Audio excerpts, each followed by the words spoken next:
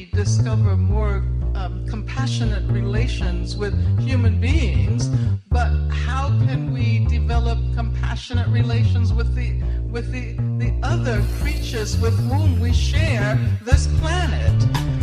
And that would mean challenging the whole capitalist industrial form of food production. Bonjour et bienvenue dans l'Afro-écologiste, le podcast qui parle d'écologie et de véganisme d'un point de vue décolonial et afrocentrique. Pour poursuivre ce portrait de vegan noir, j'ai le plaisir d'accueillir Am. Bonjour Am. Bonjour, merci de me recevoir. Merci à toi. Et pour commencer, est-ce que je peux te demander de te présenter pour l'audience ? Bien sûr. Alors du coup, donc je m'appelle Am, j'ai 25 ans et dans la vie, je fais pas mal de choses, mais pour synthétiser, disons que je fais pas mal de travail sur Instagram, sur les réseaux sociaux autour de la mode éthique. Et éthique, pour moi, on en parlera plus tard, mais ça veut dire vegan, décolonial, éco-responsable aussi, et pas mal d'autres choses.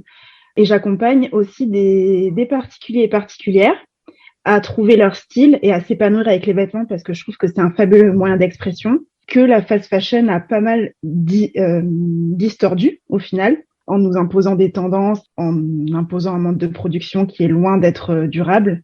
Donc j'aide vraiment des gens à trouver leur style et à s'épanouir avec la mode selon leurs propres diktats de beauté, leurs propres standards, tout en privilégiant du coup une mode qui est durable, éco-responsable, éthique. J'accompagne aussi des entreprises dans cette même démarche, mais avec le côté plutôt business du coup. Donc les aider à se tourner vers une mode plus circulaire, les aider à se tourner aussi vers une mode qui sera plus inclusive en termes d'ethnie, en termes de genre, en termes de diversité des corps, handicap éventuellement. Donc voilà, quelque chose qui soit le plus inclusif possible.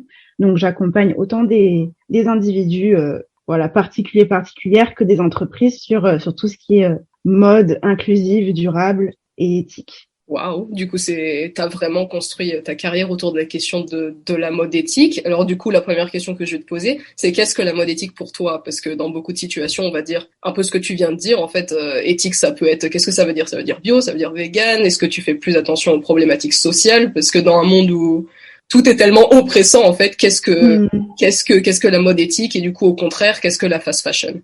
Pour moi, ma vision de la mode éthique, du coup, elle est, je dirais, intersectionnelle dans le sens où j'essaye de prendre en compte le plus de systèmes d'oppression possible. Et la mode, c'est vraiment, je trouve, un secteur où, enfin, comme beaucoup de secteurs qui sont aujourd'hui à fond dans le capitalisme, mais je trouve que la mode, on retrouve vraiment énormément de systèmes d'oppression à l'intérieur. Donc ça, on va retrouver le sexisme, le racisme, tout ce qui est stéréotypes et normes de genre, par exemple, le fait qu'on montre pas certains corps qui sont moins marketables et moins vendables. Donc voilà, et puis il y a toute la partie éco-responsable, forcément, à toute la partie végane, parce que je pense qu'on en parlera tout à l'heure, mais effectivement, moi, mon véganisme, il prend en compte, du coup, toute la partie décoloniale, raciale, toute la partie féministe, LGBT-phobe, tout ce qui est neuroatypie, etc., handicap, voilà, validisme et classisme aussi. Donc vraiment, tout ça, c'est ça que j'infuse dans ma vision de la mode éthique. Tout ce qui est, par exemple, je vais prendre un exemple parce que je pense que ce sera plus parlant, des marques qui se proclament éthiques parce qu'elles ont des t-shirts en coton bio, par exemple, mais que ces t-shirts-là sont fabriqués dans des conditions qui sont très opaques à l'autre bout du monde. Pour moi, ce ne sera pas une marque éthique, même si elle se revendique comme telle. Tout comme une marque qui n'est pas végane, par exemple, pour moi, n'est pas 100% éthique, puisque elle continue d'oppresser et de participer au spécisme, en fait, tout simplement, et à l'oppression et à l'exploitation des animaux. Donc, j'essaye vraiment de prendre tout ça en compte pour créer une vision de la mode qui soit la plus inclusive, durable et éthique, en fait, possible sur le plan des valeurs et des systèmes d'oppression qui peuvent exister dans notre société. Est-ce que tu peux me donner un exemple de comment est-ce que tu achètes des vêtements ? Parce que dans ma tête, si j'essaie de prendre en compte tout ça, je sais pas du tout où acheter. Ouais. Je sais pas du tout acheter, donc où est-ce que tu vas, comment est-ce que tu fais et comment est-ce que tu arrives à débloquer ce truc d'avoir l'impression qu'on fait jamais assez bien aussi? Alors, où est-ce que je vais ? Ça fait longtemps que j'ai pas acheté de nouveaux vêtements, je t'avoue. Après, lorsque j'ai besoin de quelque chose ou lorsque aussi, pas forcément besoin, mais juste j'ai envie d'une pièce, j'essaye de me diriger avant tout vers la seconde main en priorité. Souvent des chaînes, justement, j'évite un peu tout ce qui est grandes chaînes. On en parlera peut-être tout à l'heure, mais effectivement, il y a beaucoup dans la seconde main de de chaînes ou d'associations qui participent à alimenter les décharges à ciel ouvert qu'on retrouve sur le continent africain, par exemple. Donc, j'essaye un maximum où je demande aux gens pour être sûr de donner mon argent aux bonnes organisations, aux bonnes associations, aux bonnes friperies, pour que ça reste le plus local possible. Donc voilà, d'une part, et aussi quand j'achète en seconde main, c'est vegan, donc je vais pas acheter du cuir ou de la laine en seconde main. Et puis ensuite, lorsque j'achète neuf, je me suis fait un petit répertoire de marques qui correspondent à tous mes critères, on va dire, et qui correspondent aussi à mes goûts en termes de style et d'esthétique. J'ai ma petite liste et j'y déroge pas trop, on va dire. Tu viens de dire que tu n'achètes pas de cuir et de laine, même de seconde main. Quel est ton raisonnement derrière ça? Parce que je sais que c'est toujours un peu un débat dans les milieux véganes. Oui, mais c'est déjà mort, tu vois. Quel est ton raisonnement, toi, derrière ça? Alors, j'entends que ce soit de la seconde main et que du coup, on participe de façon moins directe, en tout cas, à l'exploitation animale en achetant ces vêtements-là en seconde main. Après, d'un point de vue qui m'est tout à fait personnel, je ne me vois pas du tout quand même acheter ce genre de matière parce qu'il y a quand même une transaction financière. En plus, je suis pas hyper à l'aise avec l'idée de porter du cuir non plus, parce que c'est quand même la peau d'un animal mort qu'on met sur soi. Donc oui, j'ai un blouson en cuir qui vient de mon grand-père. Il y a une attache sentimentale avec, donc je le porte, mais je me vois pas me dire bon bah du coup je vais continuer d'acheter du cuir en seconde main. Enfin, je sais pas, c'est un truc avec lequel je suis pas à l'aise personnellement. Et puis je me dis que il y a des gens qui sont pas forcément véganes, qui ont du coup envie d'acheter du cuir ou de la laine. Moi, c'est pas un truc qui m'attire particulièrement, donc autant laisser en friperie ces vêtements qui sont à base d'animaux pour ces personnes-là, que ça ne dérange pas, et moi me tourner vers des alternatives puisque ces alternatives-là existent. Autant me tourner vers elles lorsque je le peux, ou alors éventuellement acheter le vêtement en version neuve et chez une marque végane du coup. Non, parce que dans ce cas-là, je vais participer à les soutenir financièrement et à soutenir aussi leur innovation et le fait qu'on va créer de plus en plus de matières non animales, en fait, dans l'industrie de la mode. Donc voilà. Qu'est-ce qui, dans ton parcours de vie, t'a poussé à t'intéresser à la mode éthique? Parce que c'est pas nécessairement le premier truc auquel on pense, donc qu'est-ce qui est arrivé? Alors, ce qui est arrivé, voyons, par où commencer? Je dirais que ce serait la découverte du minimalisme que j'ai découvert il y a peut-être 5 ou 6 ans. J'étais encore en école à ce moment-là. Je revenais de césure justement et j'avais vraiment une perte de sens totale après avoir passé un an dans des grands groupes, avoir côtoyé des gens qui travaillaient dans ces groupes-là, avoir aussi rencontré d'autres types de personnes. En fait, je suis revenue à l'école et je me suis rendu compte que j'avais énormément de possessions qui étaient une source de stress pour moi et de surstimulation, au final. Et donc, je me sentais tout le temps surstimulée par rapport à toutes ces possessions-là. Donc, j'ai découvert le minimalisme et donc le fait de plutôt investir dans une pièce qu'on gardera sur la durée plutôt que d'en acheter beaucoup, beaucoup et de s'en lasser au bout de quelques jours ou alors qu'elle se déchire au bout de quelques semaines d'utilisation. Donc, je suis tombée sur le minimalisme et donc, en triant mes possessions, forcément, je commençais à trier ma garde-robe parce que j'avais énormément de vêtements. J'étais très adepte de tout ce qui est... je crois pas qu'à l'époque, il y avait Shein, etc., mais ces sites... il y avait déjà leur équivalent, je crois, à l'époque. Donc voilà, j'étais vachement sur tout ce qui est AliExpress, etc. Et donc, j'ai fait du tri et j'ai commencé à me dire, bon, ben, on va investir de façon plus sage et plus raisonnée dans ce qu'on achète et dans ce que j'achète, moi, en particulier. J'ai commencé à m'intéresser à l'impact de nos vêtements, à l'impact de tout ce qu'on achète en général, donc à la surconsommation, mais en particulier, parce que ça s'appliquait beaucoup à mon cas, à l'impact des vêtements que j'achetais à l'époque. Et donc, j'en suis venue à la mode éthique. Et voilà, et ça donne ce qu'on a aujourd'hui. Mais ouais, c'est comme ça que j'en suis arrivée, je pense. Alors du coup, est-ce que pour toi, il y a un lien entre santé mentale et surconsommation? Parce que tu décris un sentiment de vide ou un sentiment de frustration. Ouais, complètement. Alors, pour moi, en tout cas, oui, il y a un lien. Après, j'ai pas forcément d'études à donner là-dessus, mais de par mon expérience et l'expérience de mon entourage et d'autres personnes avec qui j'ai pu discuter, j'ai l'impression en tout cas qu'il y a un lien. Pour moi, en tout cas, par exemple, je comblais un espèce de vide en surconsommant. Mais ce vide-là n'était jamais comblé parce que l'industrie de la mode ou les industries en général nous laissent à penser qu'on a toujours besoin de plus pour atteindre la satisfaction, sauf que cette satisfaction n'est jamais atteinte parce que, comme j'ai dit, on a toujours besoin de plus. Et donc, au final, tu te sens toujours tout le temps vide malgré tout ce que tu achètes, sachant qu'en plus, le budget n'est pas extensible. Tu as un sentiment de regret qui s'installe parce que tu as des choses que tu as achetées que tu n'utilises pas. Tu as des choses qui te déçoivent une fois qu'elles arrivent.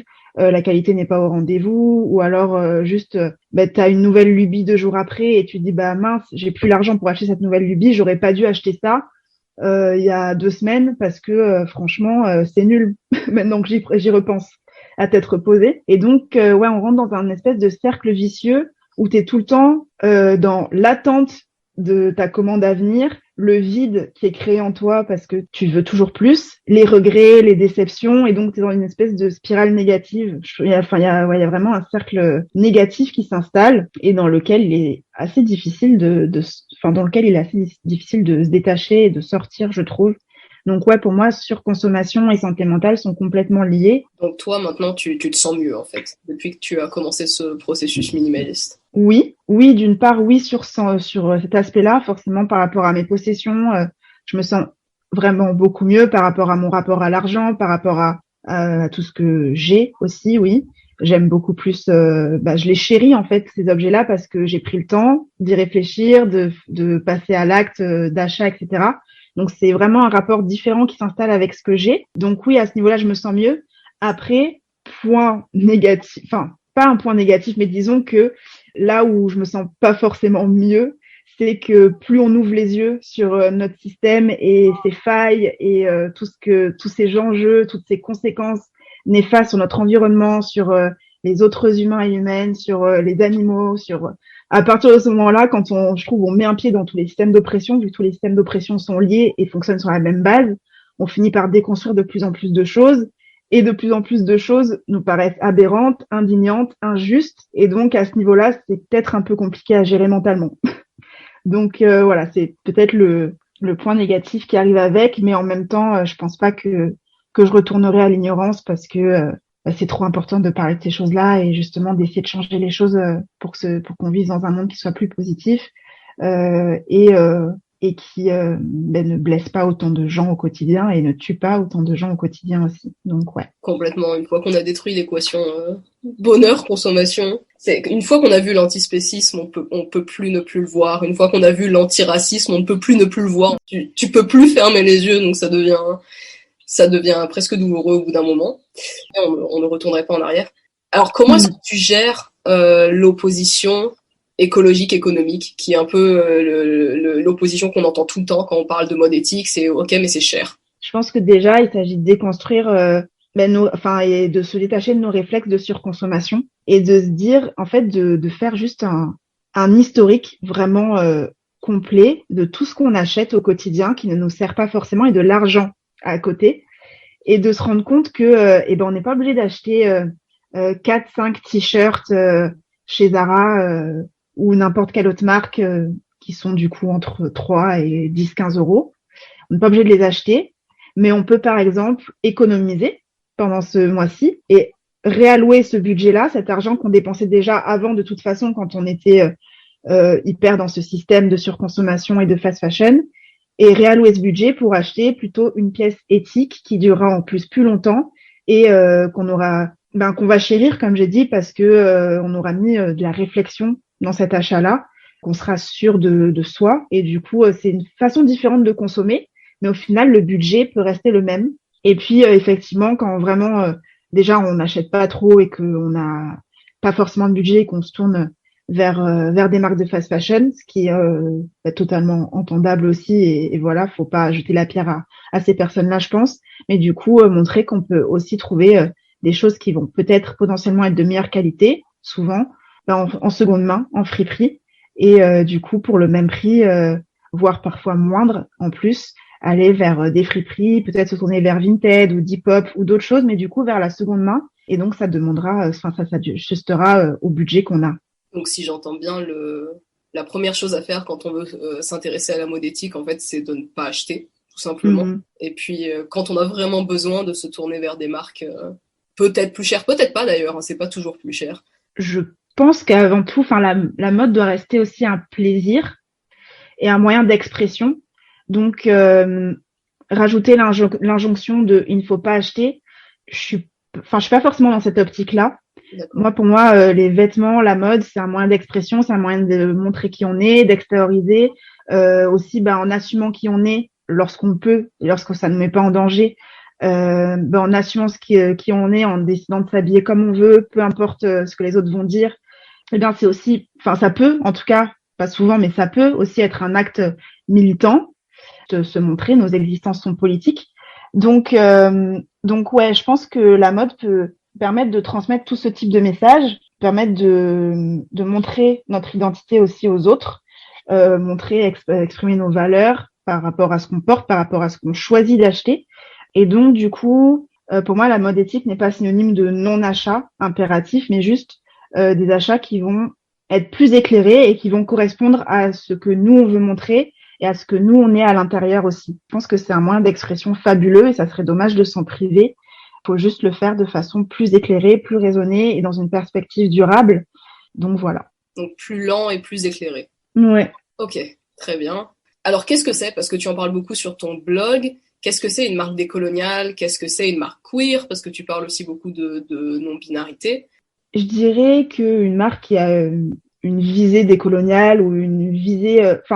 queer, on y reviendra un peu après parce que je pense qu'il y a plus à dire. Mais en tout cas, une vision décoloniale, c'est une marque qui va avoir conscience du système d'oppression raciale, du système de pensée, des biais, des résidus des biais coloniaux qu'on a encore aujourd'hui dans notre société et qui, du coup, s'attache à les combattre. Donc, par exemple, en évitant l'appropriation culturelle, en combattant le racisme, le colorisme, en portant la voix des concernés. Donc, par exemple, en embauchant plus de personnes racisées dans ses équipes, si déjà les créatrices ne sont pas racisées, par exemple, en visibilisant aussi des mannequins racisés dans les campagnes de photoshoot, dans les vidéos, sur leur feed Instagram, sur tous les médias que ces marques-là ont à leur disposition et utilisent.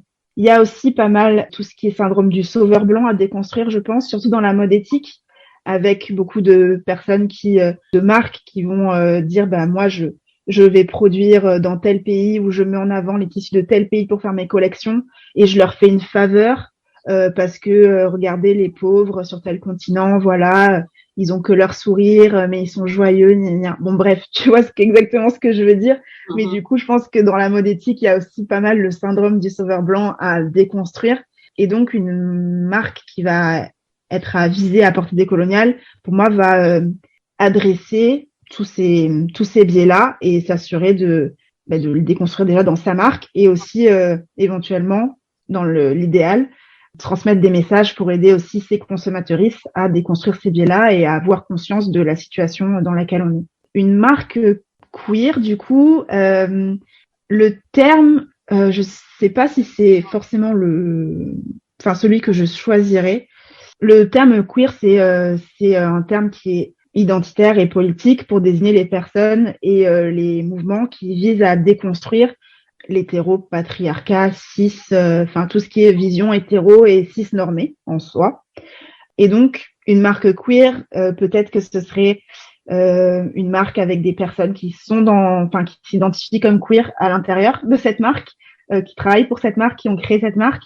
Peut-être que ce serait une marque qui vise à déconstruire les normes de genre et tout ce qui est LGBT-phobie. Donc, je ne sais pas si je parlerai dans l'essence de marque queer, mais peut-être plutôt de marque visant à déconstruire les normes de genre ou marque visant à visibiliser tel type de personnes de la communauté LGBTQIA+.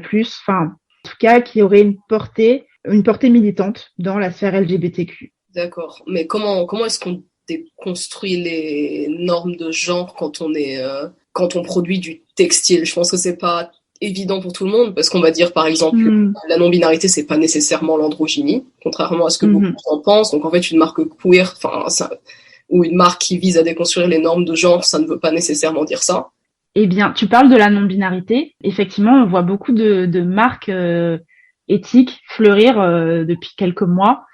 J'ai l'impression avec des marques qui se revendiquent unisexes ou non-binaires. Bon, je sais pas trop ce que ça veut dire d'une marque non-binaire, mais je remarque en tout cas que toutes ces marques, comme tu l'as dit, proposent des vêtements qui sont à fond dans l'androgynie, avec presque la création d'un troisième genre, j'ai l'impression, ce qui, pour moi, en tant que personne non-binaire, n'est pas du tout la définition de la non-binarité. Justement, la non-binarité, c'est en dehors de la binarité, en dehors des cadres, en dehors des genres binaires qui existent aujourd'hui, mais certainement pas du coup la création d'un troisième genre avec ces nouveaux codes. C'est justement s'affranchir de ces codes-là.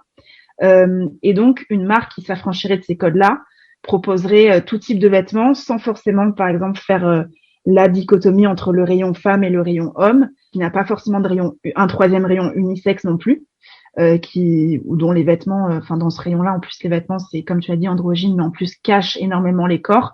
En fait, on cache tous les corps pour être sûr qu'il y a rien de potentiellement genré, de potentiellement sexué, de potentiellement sexuel qui pourrait être perçu et du coup relié à un genre. Donc pour moi, c'est pas forcément ça, mais c'est plus abolir éventuellement les deux rayons binaires qui existent aujourd'hui, sans créer un troisième ou un quatrième ou je ne sais quoi, mais juste tout mélanger et proposer, si on parle d'actions concrètes par exemple, mettre en avant des photos de personnes qui s'identifient comme hommes avec des jupes par exemple, ou visibiliser tout simplement différents types de personnes non binaires, différents types de personnes trans dans les photoshoots qui portent les vêtements, et du coup vraiment déconstruire tout ce qui est au niveau du genre et de la façon de s'habiller, parce que en soi c'est un non-sens complet de dire que tel type de vêtements sont pour tel genre et pas pour les autres, et que sinon le monde part en flammes, enfin rien à voir. Donc ouais, je pense qu'en termes de mesures concrètes ça pourrait être ça. Ouais, ça ferait beaucoup plus sens comme ça. Bon, après, là, je réfléchis à haute voix, c'est toi, l'IA spécialiste. Est-ce que ce serait pas, comme tu viens de dire, tout mélanger, mais aussi produire des produits adaptés à plus de morphologie, et là, du coup, le combat queer et le combat anti-grossophobie se rejoignent presque. Il faudrait, en fait, tout simplement des jupes, des robes adaptées à des personnes très grandes qui, peut-être, sont amables. En fait, n'importe qui pourra aller s'habiller dans ces rayons-là. Tu vois, un peu comme, là, je voulais des patins à roulettes, par exemple, des nouveaux, ouais. des miens. Et en fait, dès que tu veux aller dans des patins à roulettes qui ont de la couleur, du rose, du jaune, du orange, ça s'arrête, en fait, à des tailles de pieds de femmes. Complètement, ouais. En fait, ce serait juste s'adapter aux humains, aux humaines, plutôt que de s'adapter au genre. Et en plus, s'adapter au genre, ça veut rien dire parce que le genre est une construction sociale, donc on s'adapte à rien du tout. On crée des vêtements en fonction du genre qu'on a déjà créé avant. Là, ce serait juste créer des vêtements. Et les vêtements, on les crée en fonction des différents types de personnes qui existent, en fait, en fonction de la morphologie. Mais d'ailleurs, la notion de morphologie est très fallacieuse aussi, je trouve, parce qu'on dit souvent, et c'est aussi des choses que je déconstruis pendant le coaching, parce qu'il y a souvent, en général, quand c'est des femmes qui viennent vers moi, elles me demandent, oui, j'ai envie d'apprendre à m'habiller selon ma morphologie. Mais en soi, ça, pour moi, en fait, ça veut rien dire. Parce que quand on parle, oui, je sais ce que ça veut dire de façon mainstream et dans les médias, etc., s'habiller selon la morphologie, c'est quand t'es une femme, tu masques ta morphologie pour créer une morphologie en apparence avec tes vêtements, une silhouette qui s'apparente à la silhouette la plus féminine possible. Donc aujourd'hui, c'est la silhouette en sablier, en X, par exemple. Lorsque t'es un homme, du coup, tu t'habilles en fonction de ta morphologie, mais pour créer une silhouette, pour créer une morphologie avec tes vêtements, qui va être la morphologie apparentée à la morphologie virile, masculine. Donc, c'est une silhouette en V avec des larges épaules. Sauf que des personnes qui ont des larges épaules peuvent tout autant être des femmes que des hommes, que des personnes non binaires, que n'importe quel genre qui existe. Et comme des hommes peuvent avoir des hanches qui sont plus larges que leurs épaules. Mais c'est pas pour autant que ce ne sont pas moins des hommes, par exemple, ou ils, pour le coup, des hommes devraient changer leur morphologie pour mettre des vêtements du coup qui s'adaptent à leur morphologie pour leur créer des épaules plus proéminentes et donc créer une silhouette en V. Du coup, c'est vraiment un non-sens, et donc on devrait s'affranchir de tout ça, à mon sens, hein, et du coup, juste comme tu dis, créer des vêtements par rapport à la morphologie, est-ce que toi, tu as envie de mettre en avant. Tu peux très bien t'identifier comme femme et avoir une affinité particulière ou trouver ça hyper joli, les silhouettes en V, et vouloir mettre en avant tes épaules qui sont larges. Et il ne devrait pas avoir de souci avec ça, on ne devrait pas te dire que t'es moins féminine par rapport à ça, et que tu trouves au rayon femme que des vêtements ou qu'on dirige que vers des vêtements soi-disant féminins qui vont du coup masquer tes épaules et mettre en avant tes hanches, par exemple. C'est ridicule. C'est tellement vrai. Quand tu parlais, j'arrêtais pas de penser à quel point les reines du shopping m'ont lavé le cerveau. Mais oui, ouais, complètement. Vraiment, j'ai commencé à regarder. Après, dès que j'allais faire du shopping ou ce genre de choses, je me regardais dans le miroir. J'étais en mode, c'est quoi ma morphologie? Mais complètement. Et c'est ça, en fait. Si t'as pas la morphologie en X, quand tu t'identifies comme femme, ou quand t'es perçue comme une femme aussi, on t'apprend à identifier ta morphologie pour pouvoir la masquer et la camoufler un max possible pour que tu correspondes aux critères de beauté qui sont apparentés comme féminins. Bon, bah, au bout d'un moment, j'ai envie de m'habiller comme je veux et mettre ce que j'aime bien porter, quoi. Je vais passer à la question alimentaire parce qu'on en a pas trop parlé pour le. Oui, c'est vrai. Non, mais c'est très intéressant, la mode éthique. Moi, ça m'intéresse beaucoup. Donc, comment tu définis ton régime alimentaire avec tes propres mots? Je dirais que je suis végane, puisque j'ai un régime alimentaire qui exclut totalement tout produit issu de l'exploitation animale, comme je le fais avec la mode. Du coup, le véganisme, bah, c'est quelque chose de global. C'est exploitation animale au sens large. Donc, on a parlé des vêtements. Là, on parle du régime alimentaire. Mon régime alimentaire est quand même vegan, je dirais. J'ai pas envie de dire de bêtises, mais il me semble que avec le végétalisme, tout ce qui est produit comme le miel, par exemple, qui est issu de l'exploitation des abeilles, ça dépend des personnes végétaliennes, mais il me semble qu'il y a des personnes végétaliennes qui consomment du miel. Donc, au niveau du régime alimentaire, je dirais pas que j'ai un régime alimentaire végétalien, je dirais que j'ai un régime alimentaire vegan, puisque j'exclus vraiment tout produit qui est issu de l'exploitation animale. Donc, chair animale, viande, poisson, œufs, produits laitiers, miel, enfin tout ça. Quand et comment est-ce que tu es devenue végane? Qu'est-ce qui s'est passé? Eh bien, tu vois, on revient à quand j'ai commencé à m'intéresser au minimalisme. Il y a 5-6 ans de ça, où du coup, je me suis intéressée à la surconsommation et à l'impact de tout ce qu'on consomme. Et donc, à ce moment-là, je me suis intéressée à la mode, mais aussi à l'alimentation et à l'exploitation animale, en fait. Donc, je me suis intéressée d'abord à l'aspect environnemental, puisque c'est par là que j'ai commencé, la surconsommation et son impact environnemental. Donc, la surconsommation de vêtements et la surconsommation de protéines animales. Et puis, donc, je me suis renseignée à fond sur ça.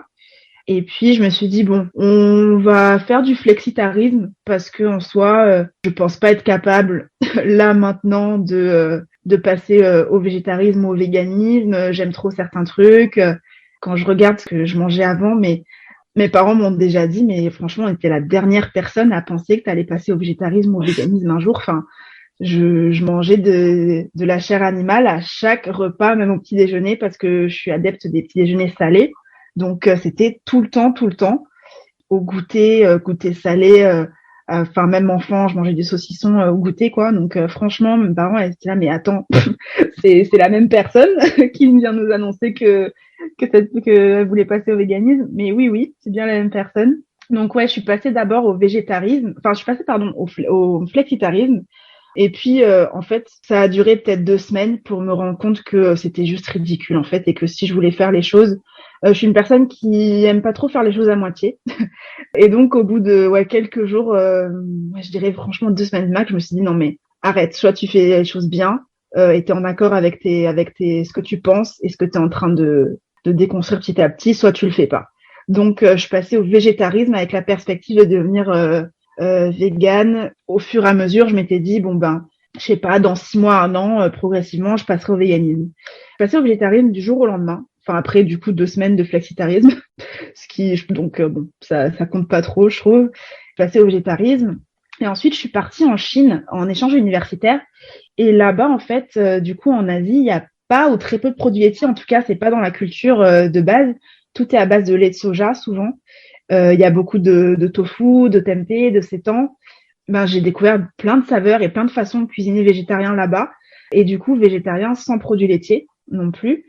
Et en soi, je mangeais pas énormément d'œufs non plus, puisque je pense que le seul moment où je mangeais des œufs, c'est quand je demandais, je sais pas, des nouilles sautées ou du riz sauté au wok, et que j'avais la flemme de dire en chinois, avec mon chinois approximatif, que je voulais pas les mini bouts d'œufs à l'intérieur, donc je laissais passer ça. Et donc j'ai passé 6 mois en Chine à avoir ce régime végétarien, quasi végétalien du coup. Et en revenant en France, eh bien, je me suis dit, mais en fait, pourquoi je recommencerais à manger du fromage une fois en France? Et tous mes potes français et françaises, quand elles sont revenus, du coup, on était là, le fromage m'avait trop manqué et tout, franchement, trop bien. Et je me souviens que j'ai acheté une bûche de chèvre et que j'ai pris une tranche et que je me suis dit, mais en fait, c'est pas ouf du tout. Je vois pas l'intérêt et je pourrais clairement continuer à m'en passer. Et je me suis dit, et en plus, si je me passe de fromage et de produits laitiers, franchement, c'est pas pour les 3 mini bouts d'œufs que j'ai mangé pendant 6 mois que je pourrais ne pas me passer d'œufs, quoi. Et donc, pareil, en revenant en France, en 1 semaine, j'ai eu cette réflexion et je me suis dit, bon, passons au véganisme. Et voilà comment ça s'est fait. En l'espace de 6 mois, 7 mois, Je suis passée au végétarisme puis au véganisme et voilà, c'est comme ça depuis. Donc ça fait 4 ans maintenant, je crois. 4 ans de véganisme, félicitations. Est-ce que l'afro-véganisme, c'est quelque chose qui te parle ou pas du tout? Toi, c'est vraiment vegan. C'est quelque chose qui me parle. C'est quelque chose qui me parle complètement dans le sens où il y a plein de plats sur le continent africain qui sont végétariens ou véganes et que avec la colonisation, la colonisation a apporté l'idée qu'on devait manger de la viande à chaque repas et que du coup la gastronomie locale a changé et que maintenant beaucoup de personnes, par exemple au Mali dans ma famille, sont persuadées qu'il faut des protéines animales. Sauf que c'est pas le cas et que si on retrace vraiment dans plein de pays, plein d'ethnies, plein de régions d'Afrique, ces personnes-là, ces peuples-là avaient des alimentations qui étaient végétariennes ou véganes il y a pas si longtemps que ça, d'ailleurs au final. Je pense à ça. Je pense au fait que dans tout ce qui est exploitation animale, les premières personnes à en pâtir sont les personnes racisées et défavorisées en termes de classe sociale. C'est ces personnes-là qui pâtissent en premier lieu dans les pays du Sud de la pollution qui est induite par tout ce qui est élevage, etc. C'est ces personnes-là qui vont pâtir de la surpêche, qu'il y a des villages côtiers qui dépendent forcément de la pêche, par exemple. Du coup, alors que ces personnes-là pêchent de façon très raisonnable et vont peut-être, contrairement aux populations occidentales qui vont prendre du poisson à plusieurs fois dans la journée, par exemple les personnes occidentales omnivores, ces personnes-là vont pêcher de façon beaucoup plus raisonnable, mais du coup leur alimentation dépend des poissons pour le coup, ce qui n'est pas notre cas en Occident, et ce sont les premières personnes à en pâtir puisque une source alimentaire va leur être enlevée à cause de nous qui sommes dans une logique de surpêche. Tout ce qui est aussi qui est très très fatigant, très usant et dur mentalement, comme le travail en abattoir, par exemple, ce sont des personnes souvent racisées ou défavorisées en termes de classe sociale qui vont travailler dans ces secteurs de métier-là et qui vont du coup être au front en termes d'impact physique et mental. Donc, je pense à tout ça. Je pense aussi à tout ce qui est appropriation culturelle, de recettes du continent africain, tout ce qui est aussi accaparement de céréales qu'on mange, nous, de façon... qui sont dans nos traditions et qu'on mange avec nos plats traditionnels qui font partie intégrante de notre alimentation, mais qui du coup, quand elles deviennent à la mode dans la sphère végane en Occident, on rentre dans une logique de surproduction et donc encore une fois, il y a un impact environnemental, un impact social, un impact disponibilité de ces aliments-là. Les personnes qui en pâtissent en premier, ce sont les personnes sur le continent, les personnes afrodescendantes. Je pense par exemple au mil, au sorgho, pas forcément dans la sphère, dans tout ce qui est afro-véganisme, mais par exemple le quinoa, qui est plus du coup en Amérique du Sud, il me semble. Tout ce qui est l'engouement autour des avocats, des fruits exotiques entre guillemets. Je pense à tout ça quand on parle d'afro-véganisme, donc ouais, c'est quelque chose qui me parle. Après, le terme afro-véganisme, c'est pas un terme que j'utilise au quotidien lorsque je parle de mon véganisme. Moi, j'aime bien utiliser les mots décolonial et intersectionnel. Mais oui, je relate totalement à l'afro-véganisme et si on me demande, j'expliciterai tout ça sans aucun problème, ouais. Tu viens de mentionner le Mali et le fait que tu as de la famille au Mali. Est-ce que tu vas souvent au Mali et si oui, qu'est-ce que tu as appris sur le genre, la consommation, l'alimentation pendant ces voyages-là? Alors, ça fait très longtemps que je suis pas retournée au Mali, avec la situation un peu compliquée politiquement qu'on lui connaît. Eh bien, ça fait, je pense, depuis le premier coup d'État et tout ce qui a été Boko Haram, etc., qui ont envahi une bonne partie du pays. J'y suis pas retournée depuis ce moment-là. Par contre, je suis retournée dans d'autres pays d'Afrique puisqu'il y a pas mal de ma famille qui est dans des pays limitrophes ou de la région, surtout Afrique de l'Ouest. Mais par exemple, j'ai une cousine qui s'est mariée avec un Béninois et donc qui habite au Bénin maintenant. J'étais allée la voir, donc ça remonte déjà quand même, c'était il y a 2 ans. En général, du coup, je suis pas allée au Mali, mais je suis allée, récemment en tout cas, mais je suis allée dans d'autres pays d'Afrique de l'Ouest, essentiellement pour voir la famille à moi qui a émigré dans d'autres pays. Et pour ma famille malienne, en général, mon père, il va tout seul et sinon, on organise des voyages en famille, soit en France, donc on accueille tout le monde en France, pas tout le monde, mais voilà, sur des périodes définies, ou alors on s'organise des voyages dans d'autres pays d'Europe ou d'Afrique ensemble. Ce que j'ai appris par rapport à mes voyages en Afrique, je pense que c'est un peu lié à ce qu'on disait juste avant sur l'afro-véganisme. En fait, c'est que dans la sphère végane et dans la sphère écologiste en général, en Occident, il y a beaucoup de mouvements ou d'objets qui apparaissent et dans la sphère occidentale, on se dit waouh, on a inventé ça, c'est révolutionnaire, voyez. Par exemple, je pense au zéro déchet, c'était un mouvement de ouf, sauf que si tu vas en Afrique, le zéro déchet, c'est juste on n'appelle pas ça zéro déchet parce que c'est juste le quotidien en fait. Réutiliser des anciens contenants en verre ou en plastique pour ne pas les jeter, c'est juste le quotidien, c'est comme ça que ça se passe, d'utiliser une bouteille de coca pour mettre des chouchous dedans, une bouteille une boîte de conserve pour boire ou faire le bissap à l'intérieur, c'est genre la base quoi. Donc ouais, quand je retourne en Afrique à chaque fois, j'ai l'impression que c'est un peu vas-y, remets les pieds sur terre parce que moi du coup, j'habite en France, je côtoie beaucoup de personnes qui sont du coup occidentales blanches dans ces sphères-là. Parce que oui, les personnes racisées, les personnes minorisées, en général marginalisées, sont difficiles à trouver parce qu'elles sont invisibilisées sur les réseaux sociaux ou même au quotidien dans la vraie vie. On a du mal à les trouver. Donc il y en a, on en parlera tout à l'heure, mais ouais, il y a quand même une majorité de personnes blanches occidentales. Et du coup, quand je retourne en Afrique, c'est un peu, vas-y, remets les pieds sur terre, rends-toi compte que tout ce dont on parle là en France, tout ce dont on parle en Occident, ça existe en Afrique, ça existe au Mali, ça existe au Bénin, ça existe au Sénégal ou dans plein d'autres pays d'Afrique. C'est juste la base en fait. C'est juste normal et vous avez rien inventé du tout. Donc voilà, redescends sur terre et take a chill pill, tu vois. D'accord. Non, c'est sûr, les mouvements écologistes on réinvente beaucoup la roue en Europe. On fait des choses qui ont déjà été faites dans le passé. Par rapport au zéro déchet, du coup, est-ce que c'est un mouvement qui, toi, avait capté ton attention? Est-ce que c'est quelque chose que tu essayes de faire en France? Ouais, le zéro déchet, j'ai commencé à m'y intéresser, du coup, il y a 5-6 ans, en fait, avec toute ma période minimaliste et intérêt pour l'environnement, j'ai commencé à m'intéresser au zéro déchet à ce moment-là. En soi, je dirais pas que je suis zéro déchet. Je pense que, de toute façon, aujourd'hui, dans le monde où on vit, c'est très compliqué, voire même impossible d'être 100% zéro déchet. Je dirais que je vise à réduire mes déchets au maximum possible, du maximum, oui, que je peux, en fonction déjà, de mes capacités mentales et de l'énergie que j'ai à mettre à disposition. Parce que parfois, quand t'as pas la force de te faire à manger ou quand, je sais pas, t'as pas le permis ou des choses comme ça, et t'as pas forcément la possibilité de faire 3 heures de route pour aller acheter ça dans le magasin en vrac parce que aussi j'habite pas à Paris. Ça limite un peu les choix. Mais en tout cas, j'essaye de réduire au maximum mes déchets, acheter en vrac au maximum. Je pense, quand je dis ça, je pense au tofu que j'achète. Le tofu est vendu dans les magasins bio sous plastique, par exemple, et du coup, j'achète mon tofu sous plastique. Donc, c'est pour ça que je dirais pas que je suis zéro déchet. C'est un exemple qui me vient en tête. Je pense qu'il y en a d'autres, mais c'est l'exemple le plus prégnant là qui me vient en tête.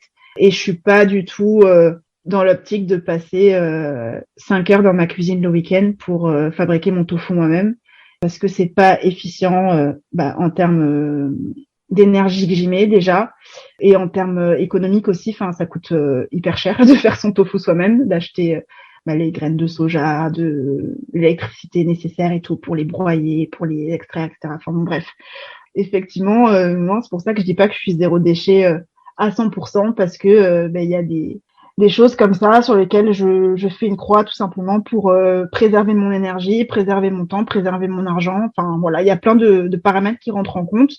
Et je pense aussi que c'est pour ça que tout ce qui est pureté militante et le mythe d'être parfaite dans dans son activisme et dans ses modes de vie, mais au final, c'est assez privilégié comme façon de penser et je trouve ça assez dommage de pas s'en rendre compte. Très bonne transition. Comment est-ce que tu gères santé mentale, consommation et cohérence? Parce que même si rationnellement on sait que pureté militante c'est pas bien, qu'il faut aussi prendre soin de soi, que de toute façon on peut pas être complètement cohérent quand on vit dans une société capitaliste parce que l'entièreté de ce qui est autour de nous va pas dans notre sens. Comment on fait pour ne pas sentir quand même le sentiment de culpabilité? Parce que le savoir rationnellement et se sentir triste de pas avoir l'énergie de faire mieux, c'est pas exactement la même chose. Donc comment est-ce que tu gères ça en fait, cette anxiété qu'on peut avoir à voir les choses autour de nous, on a l'impression en tout cas qu'elles ne changent pas, même si c'est pas nécessairement vrai. Au niveau personnel, du coup, en fait, j'essaye de me prioriser. prioriser tout en prenant en compte le fait qu'il y a des urgences et que parfois, je veux dire, parce que si je commence à dire oui, il faut se prioriser, et ben j'ai peur qu'on déforme le discours en disant bah oui, bah moi, du coup, je me priorise en mangeant mon entrecôte tous les soirs parce que voilà, c'est important pour moi. Et du coup, je me priorise. Enfin, non, toute raison gardée, toute mesure gardée, voilà. Mais je pense que effectivement, dans certains cas, il faut quand même essayer d'être attentive à nous, à ce qu'on ressent, et se dire bon bah ok, en soi, notre énergie, elle est pas illimitée non plus. Notre santé mentale, elle est importante, et que eh bien, il y a des petites concessions à faire pour être sûr de trouver un équilibre entre les deux et pas se cramer, parce que en fait, faut aussi voir long terme. Et si on fait tout si on se crame en fait littéralement, et on est tout le temps à 0% d'énergie ou 1% tout le temps, et qu'on fonctionne comme ça, au bout d'un moment, on va plus arriver à fonctionner. On va faire un burn-out, on va faire un breakdown, on va faire une dépression, et c'est pas le but non plus. Donc ouais, essayer de se dire en soi, je fais ce que je peux avec l'énergie que j'ai, et je fais au mieux avec l'énergie que j'ai là en ce moment. Peut-être que plus tard, j'aurai plus d'énergie pour faire plus. Peut-être qu'en ce moment, j'ai besoin de me recentrer un peu et de me prioriser là-dedans. Et quand j'aurai les capacités pour faire plus, je le ferai. Mais ouais, essayer d'appliquer de la bienveillance envers soi-même, en fait, ce qui est dur, hein. Je dis pas que c'est facile, et oui, il y a de la culpabilité qui s'installe parfois, et il y a le sentiment d'urgence aussi, et le désespoir qui peut s'installer en se disant je crée pas l'exemple, si j'ai pas parlé de ça sur les réseaux, si je montre pas l'exemple à ma famille, à mon entourage, si je suis pas irréprochable, eh bien du coup on va s'en servir contre moi pour desservir la cause, et on n'a pas le temps de faire ça, donc je vais me donner un maximum parce que là il y a urgence. Bon, oui, il y a urgence, mais je pense que ça sert à rien de se cramer en route, et je pense qu'il faut être hyper à l'écoute de soi-même aussi, parce que comme je dis, ça sert à rien de partir en dépression, parce que pour le coup, quand tu seras en dépression ou en burn-out, tu pourras vraiment plus rien faire, et tu seras obligé de te reposer pour ton bien-être, hein. Mais ce serait dommage d'en arriver là. J'aimerais être capable de l'appliquer encore mieux au niveau honnêtement, je suis pas très bonne à ça. Mais je dis souvent à mes élèves, les énergies de la planète sont limitées, mais votre énergie aussi. En parlant d'énergie, en parlant d'investissement, tu as une entreprise dont tu parles sur ton blog. Donc qu'est-ce que c'est qu'est-ce que tu fais, quels services tu proposes? Alors du coup, je propose des services tant aux particulières qu'aux entreprises et aux marques. Pour les individus, du coup, c'est un service qui s'apparente à un accompagnement, un peu coaching, pour aider ces gens-là à trouver leur style et à s'épanouir avec leurs vêtements, tout en restant dans une démarche qui va être la plus respectueuse de la planète et des autres êtres vivants possibles, donc en se dirigeant vers une mode du coup éthique. Arriver à s'épanouir, à s'exprimer. Tout à l'heure, on parlait de la mode qui est, je trouve, un fabuleux terrain d'expression et un fabuleux terrain pour montrer qui on est, être en accord avec soi-même, extérioriser certaines choses, etc. Voilà, réussir à s'épanouir avec leurs vêtements, mais du coup avec des vêtements éthiques et dans une démarche la plus éco-responsable et durable possible, donc pas une démarche de surconsommation. Je détachais de la fast fashion parce que pour moi, l'épanouissement avec les vêtements, avec la fast fashion, c'est impossible, puisque la fast fashion repose sur un système de tendance qui ne cesse d'évoluer, de changer. Donc, toutes les 2 semaines, il y a une nouvelle tendance, et il faut absolument avoir ça pour être à la mode. Moi, c'est créer son propre style, son identité en termes de vêtements, plutôt que de se concentrer sur sur les tendances et les dictates qui sont dictés par l'industrie de la mode et de la fast fashion. Donc, c'est vraiment construire son univers à soi et s'épanouir avec ses vêtements dans cet univers-là qu'on a créé, qui nous correspond à 100% et qui, du coup, va nous permettre de nous épanouir et de nous exprimer. Et puis, avec les entreprises, du coup, avec les marques, c'est plus l'aspect business. Les aides notamment sur tout ce qui est création du business plan, surtout avec les marques de mode éthique. Les coûts ne sont pas les mêmes qu'avec la fast fashion, parce qu'un t-shirt, il te coûte pas quelques centimes. Donc, réussir à équilibrer les coûts tout en proposant des prix qui sont accessibles, justement pour rendre la mode éthique la plus accessible possible à tout le monde. On parlait de prix tout à l'heure, et de la mode éthique, c'est cher, etc. Donc, je les aide à établir un business model, un business plan en prenant tout ça en compte.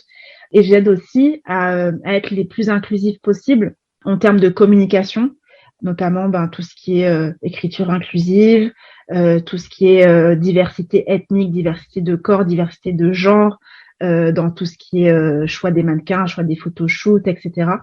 Voilà. Donc, par exemple, typiquement, tout ce qui est accompagnement et déconstruction des biais raciaux dans les photoshoots, fait d'utiliser des mannequins racisés uniquement pour les collections été parce que c'est sympa d'avoir un teint allé, mais pas le reste de l'année. L'utiliser pour des collections quand on a un tissu qu'on a décrété comme exotique, même si en soit pas forcément. Donc voilà, déconstruction de ces biais-là pour être sûr d'avoir une communication la plus saine possible en fait et la plus inclusive possible, la plus ouverte possible pour être sûr de n'exclure personne, de n'offenser personne et d'être dans une démarche qui soit positive en fait. Comment ça a commencé? C'est quoi la genèse de ton entreprise? Ça fait combien de temps que tu fais ça? Pourquoi tu as décidé de faire ça et pas de créer ta propre marque de vêtements par exemple, ce qui aurait pu être une possibilité? Alors j'avais pas hyper envie de créer ma propre marque de vêtements parce qu'en vrai la flemme de ouf. Franchement, quand j'accompagne des marques, je me dis ouais, mais c'est un travail de taré.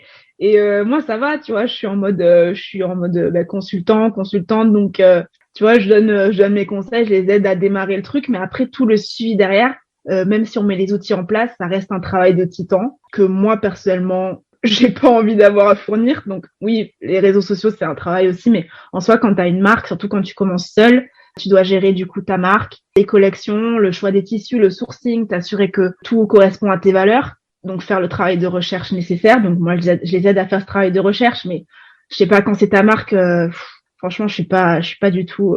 J'ai pas envie de fournir ce travail pour une marque à moi. En plus de devoir trouver des collections, sachant que je sais pas, il faut trouver un équilibre entre des vêtements qui te plaisent à toi, mais des vêtements qui te plairont aussi au plus grand nombre, parce que mine de rien, à la fin de l'histoire, il faut quand même être rentable.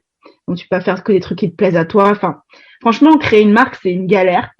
Donc moi, j'aime bien plutôt aider les gens, leur apporter des solutions, leur apporter les clés, les outils pour les mettre en œuvre, mais après les aider à faire le suivi, mais avoir ma marque à moi seule, franchement, pas du tout. Et comme je suis pas trop travaillée en équipe en plus, je me vois pas avoir une associée ou plusieurs personnes. Enfin, non, moi j'aime bien travailler seule. Donc la création de la marque, c'était pas du tout possible pour moi. En fait, je faisais du conseil en entreprise de base, de par ma formation, et je me suis tout simplement dirigée vers le secteur qui me plaisait le plus, qui est pour le coup la mode éthique.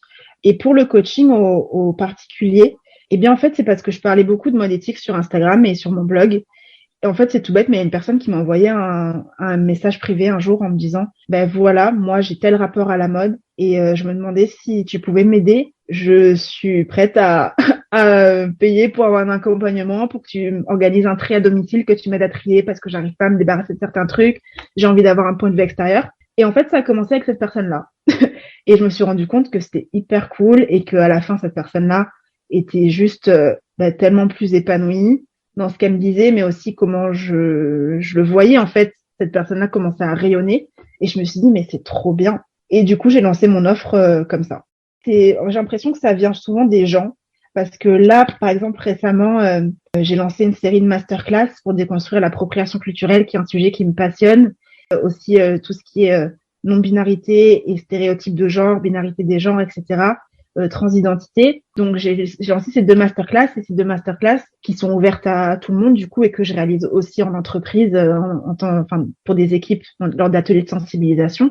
Elles sont venues de messages que je recevais sur Instagram de personnes qui me posaient souvent les mêmes questions sur l'appropriation culturelle ou sur le genre, parce que quand on est néophyte dans tout ça, c'est normal qu'on pose les mêmes questions de base, en fait. Et je me suis dit, plutôt que de répondre individuellement à toutes ces personnes à chaque fois en message privé, je vais faire des masterclass en Zoom où je vais donner toutes ces explications-là, où il y aura un espace de discussion commun, du coup, parce qu'à la fin, il y a des espaces de questions où tout le monde peut échanger, étudier des cas concrets spécifiques à leur vécu, etc., où je leur apporte des réponses, mais du coup, ces réponses-là sont publiques et vont servir public pour toutes les personnes qui assistent à la masterclass, et va enrichir le point de vue d'autres personnes aussi. Donc, je me suis dit, c'est dommage que tout ce savoir et tous ces échanges soient perdus dans des messages privés Instagram. Donc, je vais faire des masterclass pour que ce soit accessible au plus grand nombre.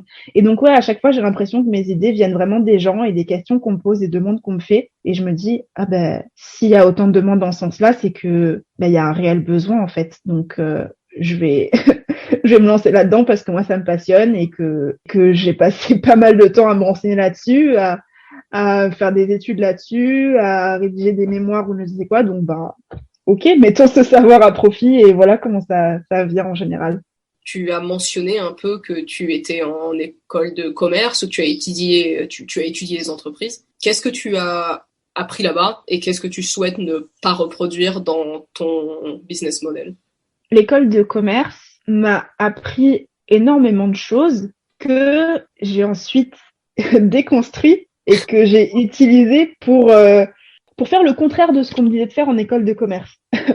Mais du coup, c'était très important d'obtenir toutes ces clés-là en école pour pouvoir ensuite les retourner contre le système.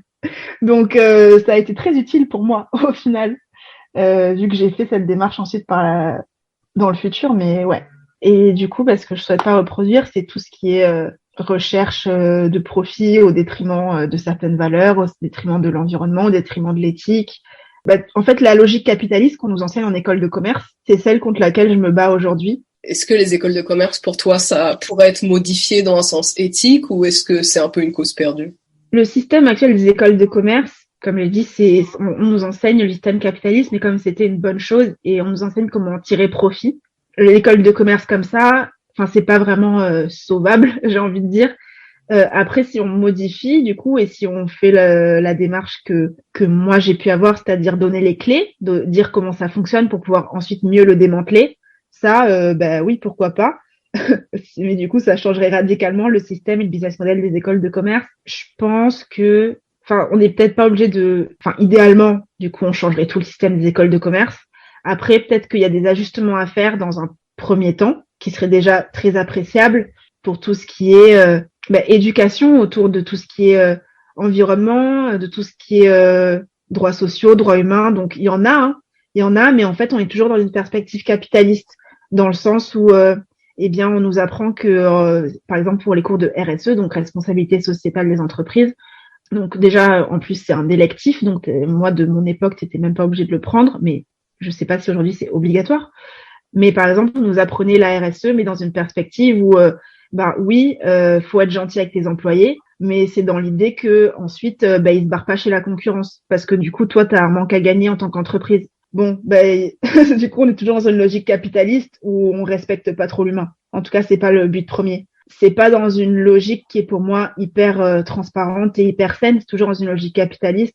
Aujourd'hui, les consommateuristes veulent du développement durable, veulent des entreprises qui ont l'air à peu près éthiques. Donc, voilà comment vous apprendre à faire du greenwashing. C'est ça qu'on fait en école de commerce aujourd'hui. De toute façon, si le but, c'est d'abolir le capitalisme, en tout cas de le restreindre au maximum, les écoles de commerce sont vouées à disparaître. Donc, ouais.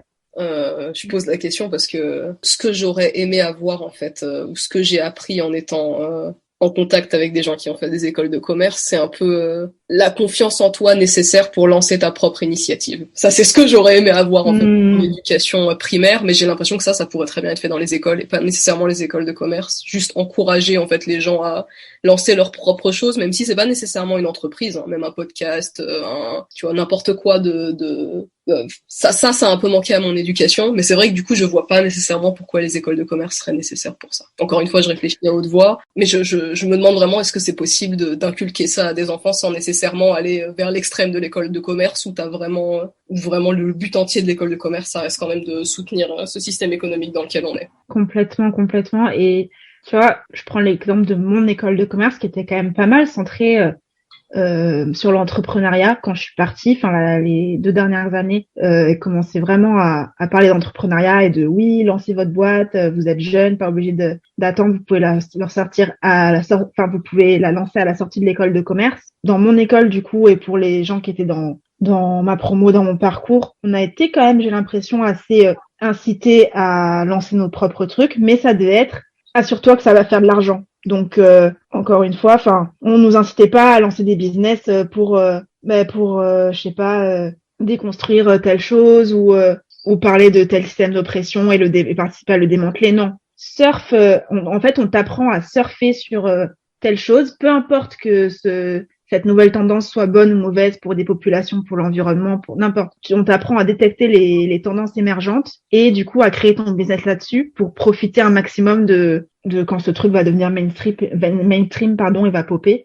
Pas les initiatives dont tu parles, comme ton podcast ou d'autres choses, à déconstruire tout ça en fait, ou à informer, à sensibiliser sur d'autres choses. Et en parlant du coup de prises d'initiatives non lucratives, en fait, ton entreprise, si j'ai bien compris, elle t'a presque été, c'est presque tes followers qui t'ont donné l'idée, en te disant, bah, écoute, il y a un besoin ici, j'aimerais bien que tu m'aides. Donc, quand est-ce que tu as commencé tes blogs? Il me semble qu'il y en avait 2. Comment est-ce que tu as commencé le blogging? Pourquoi?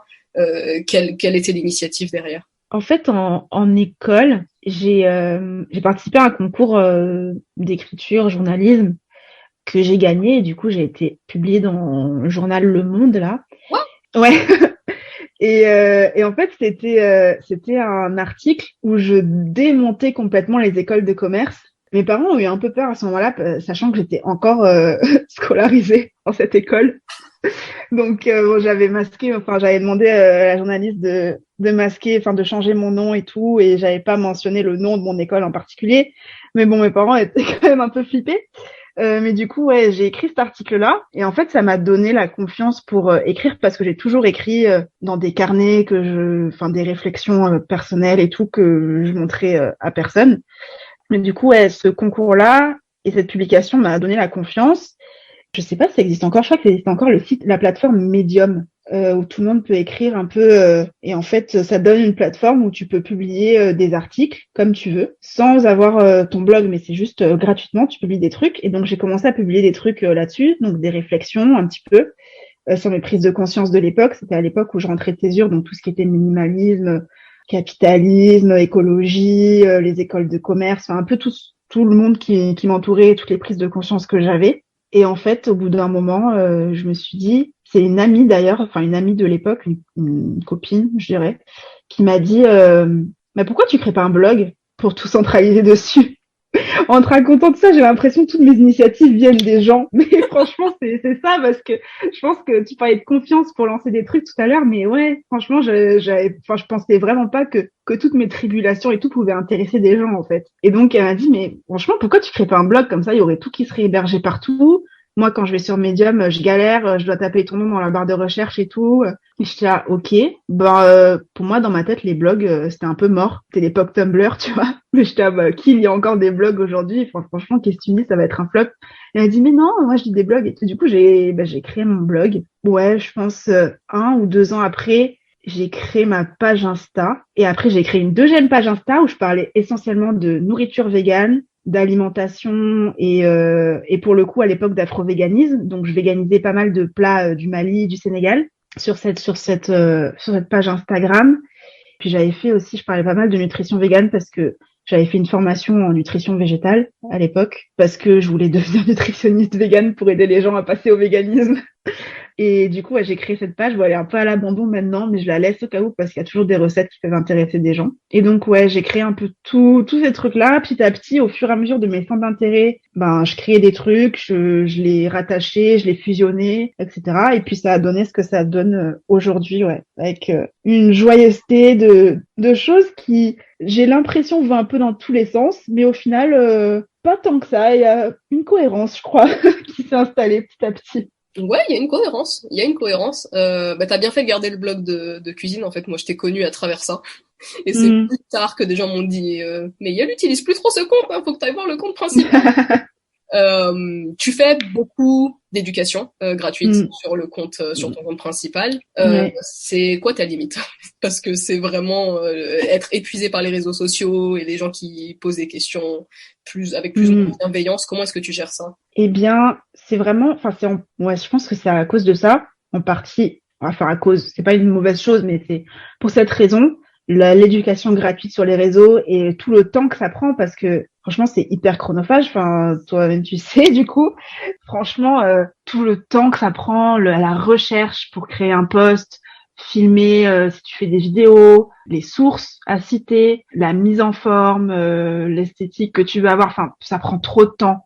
le fait d'être de la régularité aussi, parce que sinon l'algorithme te le fait payer. Donc ouais, ça prend beaucoup de temps. Et tout ce temps, il est quand même assez gratuit. En plus, par rapport au partenariat, moi je fais une sélection assez poussée sur les partenariats parce que j'ai beaucoup d'exigences. Et puis en plus, avec tout ce dont je parle, honnêtement, les marques flippent et ont peur. Donc il y a peu de marques qui viennent vers moi.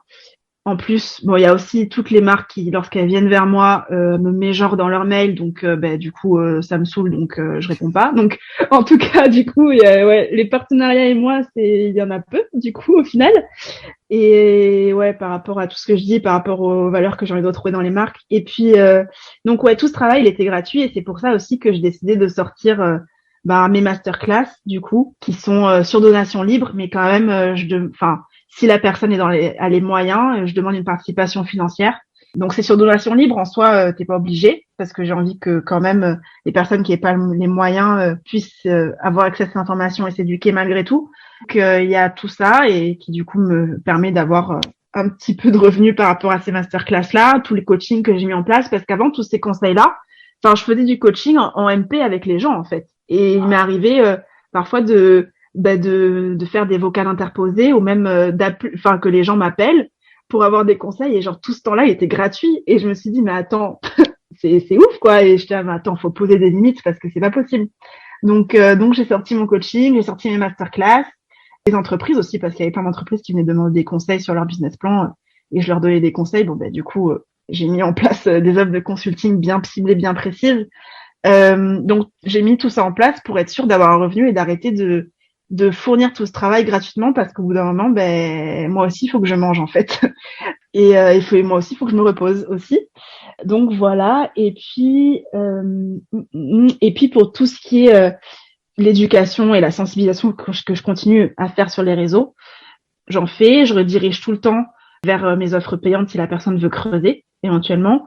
Et puis pour tout ce qui est modération aussi des commentaires, eh bien, si la personne est hyper agressive, s'il y a des insultes, des choses comme ça, en général, je supprime immédiatement, tout simplement parce qu'il y a des personnes qui sont vulnérables, qui sont sensibles dans ma communauté, des personnes aussi qui peuvent tomber sur mes posts, et j'ai pas envie que ces personnes-là qui sont déjà vulnérables puissent voir des insultes. Enfin, par exemple, notamment au niveau du genre, quand je parle de non-binarité, d'expression d'identité de genre, et qu'il y a des gens dans les commentaires qui viennent invalider notre existence, en fait, tout simplement avec des insultes.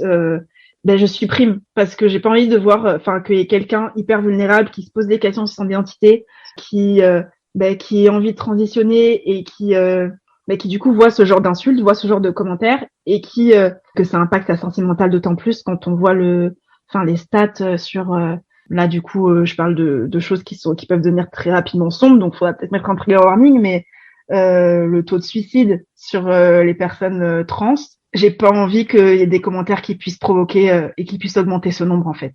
Donc j'ai pas de scrupule à supprimer certains commentaires. Et pour les autres qui posent des questions, qui sont dans la mauvaise foi ou qui sont un peu agressifs, en général je réponds parce que d'une part ça me fait de l'engagement parce que ces personnes-là vont tout le temps répondre ensuite et contre-argumenter, etc. Donc moi ça me va tout à fait au niveau de l'engagement. Et puis ensuite franchement c'est amusant de les voir de contredire toute seule d'un commentaire à l'autre en fait. C'est très très amusant et quand tu pointes les incohérences, là la personne finit par s'énerver. Donc bon, en général là je laisse tomber parce que j'ai pas envie non plus de m'énerver et de perdre de l'énergie.